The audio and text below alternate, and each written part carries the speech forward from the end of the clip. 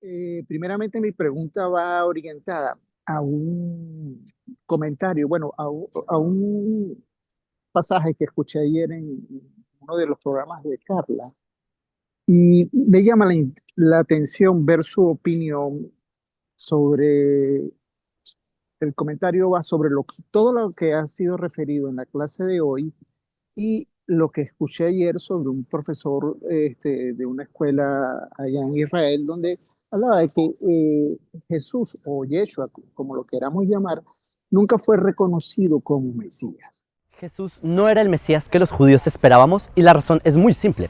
En resumidas cuentas es porque Mesías es un cargo político y Jesús en ningún momento lideró al pueblo de Israel, sí que menos políticamente hablando.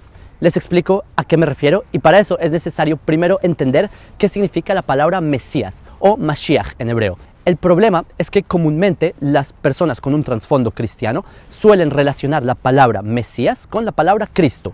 O sea, la palabra Christos en griego significa Mesías.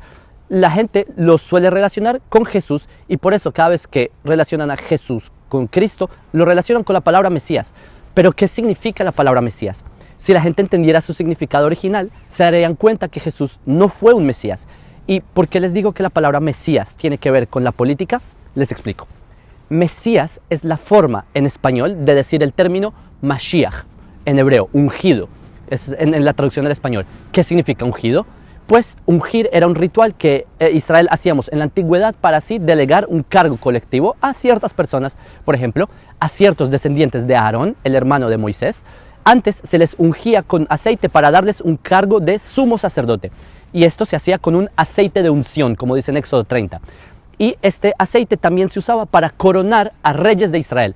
Y no me refiero a coronar literalmente con una corona como en las películas, sino que me refiero a que la unción era una forma de darle un cargo a la realeza. Entonces, viendo a través de todo el contexto de todos estos casi 40 programas que he escuchado, he visto que por lo que usted ha explicado, Jesús, si hay alguien que está más apegado a la Torá y, y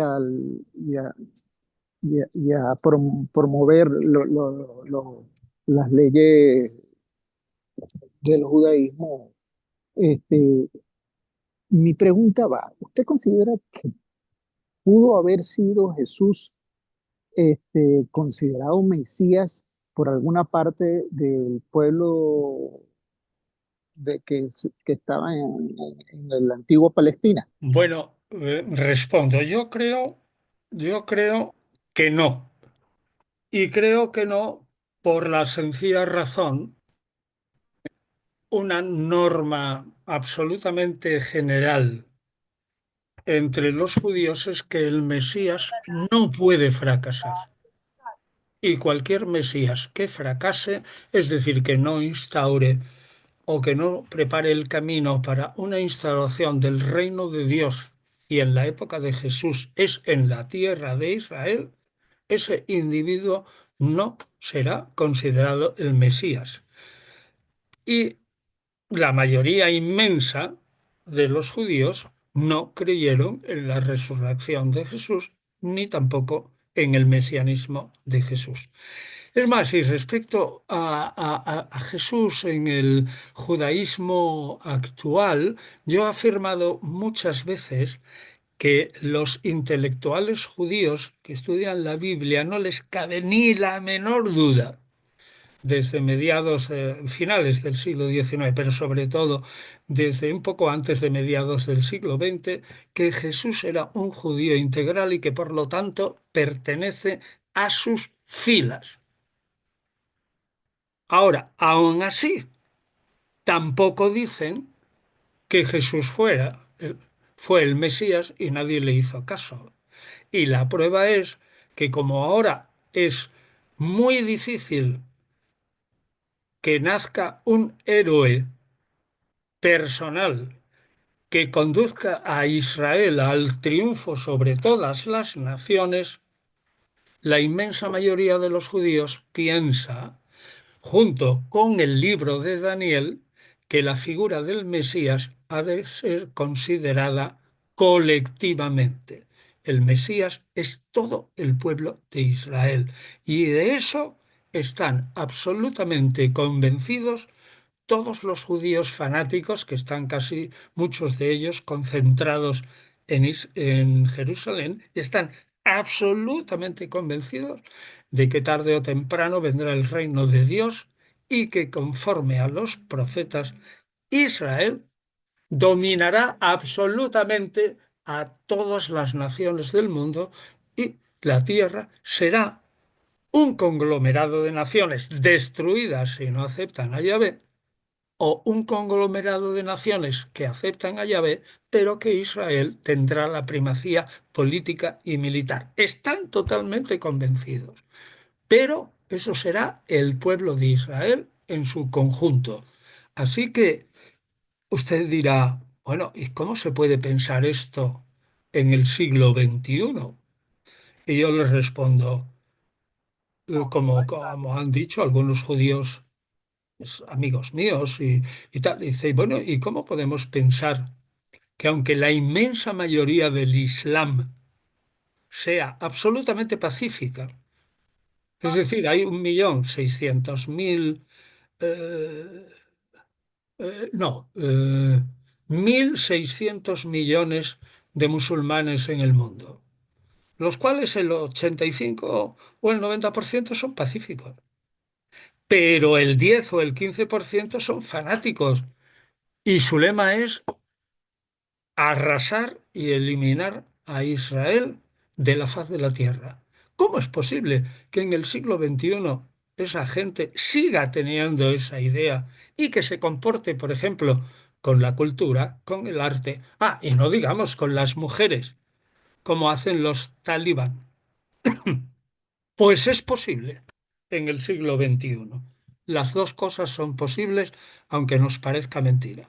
Pero profesor, yo entiendo su perspectiva y la narrativa de todos los estudiosos de hoy en día y todos los académicos de hoy en día enfocado en todo lo que expresa la literatura, pero yo me pongo a la pregunta, se la hago desde el punto de vista. Yo soy un judío del siglo I, yo no tengo intención de saber qué se escribió o qué no se escribió.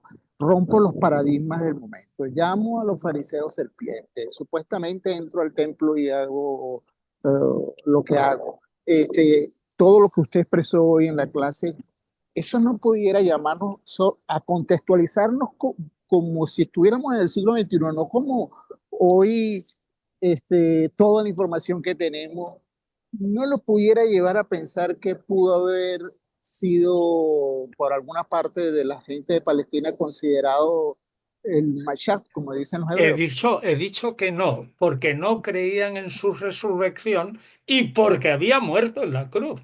Es decir, para reconocerlo como Mesías es necesario que el aparente fracaso de la cruz sea en realidad algo fundamentado Pero en la no sé si me, voluntad divina. no sé, no estoy hablando después de muerto, estoy hablando en vida, ahí con cuando usted me está profesando eso, así como Barcova también estuvo, mientras estuvo vivo, lo consideraron el Mesías, y a muchos lo consideraron el Mesías mientras estuvo vivo. Mi pregunta es, mientras estuvo vivo, mientras estuvo predicando, no después de muerto, porque después de muerto ya podemos, Pero en Jesús hay que pensarlo después de muerto. En vida es posible que algunos, vamos, casi seguro que algunos lo consideraran el Mesías, independientemente del número de gente que entrara con él en la entrada en Jerusalén. A mí no me cabe la menor duda, en vida, pero yo no, no hablo en vida, yo bueno, hablo tras yo, su muerte. no, no, yo me estaba enfocando a eso, al contexto, porque de hecho toda la narración que usted dio hoy sobre lo que predicó en vida Jesús, ok, después ahorita analizado vemos que era más judío imposible. Bueno, Entonces, estupendo, claro. Y Joseph Klausner lo dice claramente. Si hubo algún judío en el siglo primero estupendo, este fue Jesús.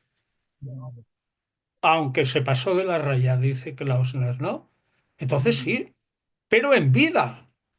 no, yo hablo en vida, yo por eso le estaba diciendo, situado en el, porque Bueno, pues en vida sí, algunos sí, pero vamos, eso no nos importa, porque en vida ya pasó. Lo que importa es que murió en la cruz y que hay que considerarlo Mesías tras morir en la cruz y tras fracasar. Lo demás, lo que usted diga, son hipótesis y hipótesis plausibles. Pero me pregunto yo, ¿qué más le da a usted que algunos creyeran en Jesús en vida, que era el Mesías, o que no creyeran?